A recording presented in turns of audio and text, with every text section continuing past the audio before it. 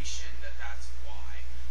Is it that they just want to keep a close eye on me, to make it to talk about me on their forums and shit? Because honestly, I don't go to prisonplanet and shit.com. I have better things to do. I just refuse to accept the fact that they can ban me. Out of principle, I want to do something about it. It's not that I really give a shit. I mean, there's obviously, it's not like any of my friends were there, but the principle is that you don't have the right to do it. You don't have the right to treat me that way, whether or not you think you do. I don't care what you think you own. I don't care what you think you're entitled to. You don't have the right to do it. And it would just add insult to injury if, in fact, my friends were there and I was denied being able to talk to my friends, which has happened in the past on sites like MySpace. And it's happened even though I'm not doing anything to them. I could just be in my little hole blogging and they come and ban me anyway. It's harassment and it's going to stop. In recent news, apparently that bill just passed where they can detain Americans indefinitely without trial. As you notice, I am not very upset about it. Partially because I expected it. You can't be shocked and appalled by something you saw coming.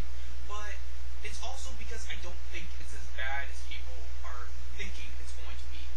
Because I am inclined to believe that maybe it won't apply to American citizens, just foreigners, which is not good, but it's not bad for me. And B, I just don't give a shit. I don't give a shit because people are evil anyway.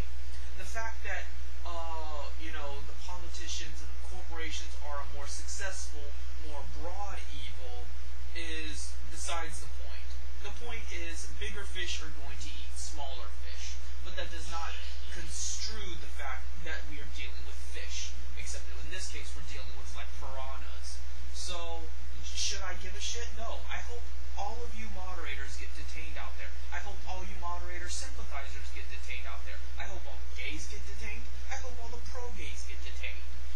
So there is a blunt scope of people I would love to see put in Guantanamo Bay. I would say about, because they say about 15% of the population is homosexual, but that depends on how you define homosexuality. By how I define homosexuality, I would say it is around 30% at least. Probably more than 30%. It's probably like 40 or 50%. Because I just define homosexuality as any deviation from heterosexual behavior to reproduce children. And on that, there's just certain forms of homosexuality I hate more than others, which is another thing. A lot of people ask me, ooh, why do you hate gays so much? I used to be part of the LGBT. I've been left-wing for many years, and I know exactly how they think. I've been there. I know, I've been to group meetings with them and shit. I know what they're about. They're despicable. And, there are certain levels of sodomy I can tolerate because it does not have quite as hazardous effect on society and on the psyche. But then there's others I cannot. Like polygamy, I don't have a problem with polygamy because the insinuation that you marry multiple partners can produce more children. So I'm only okay with polygamy when it's a man marrying multiple women because it will ultimately result in more pregnancies. But I am not okay with women having multiple male partners because it doesn't change the fact that it doesn't change the amount of pregnancies. A woman can only get pregnant once every 9 months. So, maybe it could diversify the gene pool a little, but clearly men having multiple wives is better than women having multiple husbands. And until I get substantial evidence that a diversified gene pool is that good for, the human race, I'm not going to support it. I'm obviously not going to support any kind of sex that could not even result in pregnancy, nor am I going to promote any kind of sex that just degenerates society. Because it's not even about you not getting pregnant. Because lots of people have heterosexual sex and don't get pregnant. But the point is that it is psychotic. The people that tend to be homosexual are a form of sociopath. They're antisocial, they're manipulative, they're compulsive liars, they like to cheat, they like to steal, they just have no morals at all. And, I'm getting off topic here. What I want to talk about is why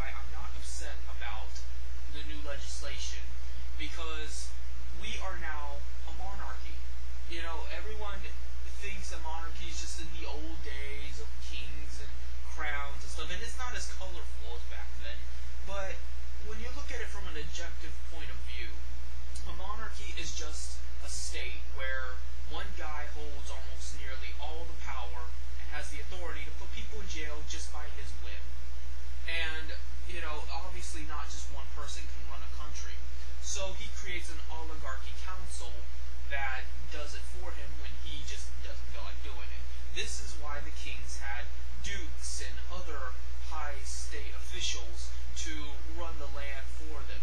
And in a way, it is like now because we have dukes used to own land as a commodity. They used to be private owners.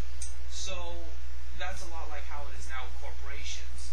And the CEO is the new duke. Or you could interpret the duke as states' rights. And while the duke can run his land however he so chooses, in the end the monarch, or the king if you prefer, makes the ultimate decision. So I am not opposed to that because I believe that we need that high magnitude of state in order to move this country, in this world, into the right direction. We cannot rely on the whims of the people. The people are brainwashed. The people are ambivalent. The people are quite frankly stupid and deserve to die. So that's why I'm not opposed to monarchy, because the ends justify the means. When people start showing me that they are worth a damn, I will have more faith in humanity and, maybe tout a more libertarian socialism message. But until then, I will gladly be a Bolshevik or a state socialist, or whatever you want to call it. I believe that communism will ultimately be achieved through a very large, very powerful state that can condition people not to be such fucking assholes. Not to be such assholes that think they have a right to tell me what to do and to ban me and shit. And I know that sounds ironic, that I'm using authority to undermine authority, but it works. Given human nature, given what I've seen, I think it works. And that is my video to explain to you why I'm not at all worried